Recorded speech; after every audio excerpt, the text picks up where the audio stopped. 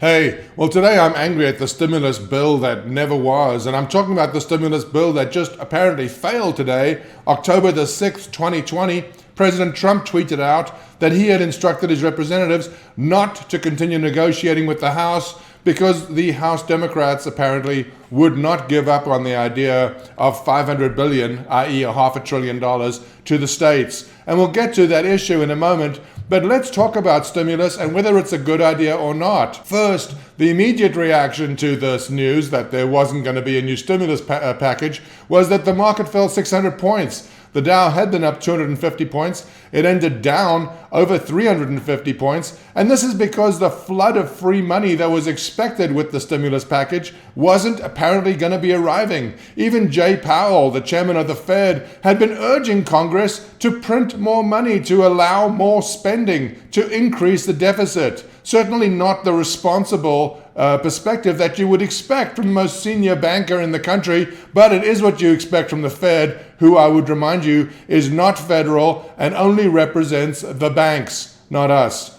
Anyway, enough about the Fed. Let's move on to the states. So the states have basically treated this COVID-19 epidemic as our problem, not their problem. They've thought nothing of locking us down. They've thought nothing of continuing to pay government employees while those employees did not deliver services or have to come to work. And at the same time, the states' budget deficits have continued to balloon, and they will continue to balloon because the sales revenue, the income tax revenue, sales tax revenue, that is going to be sharply, severely curtailed for these state governments, and they have not done anything to prepare for it. Instead, their answer is, let's borrow money from the federal government to paper over the problem. It will not paper over the problem. It will only extend the time period until we have to face facts. And the fact is that if the economy is half the size that it was, then federal government needs to be half the size that it was.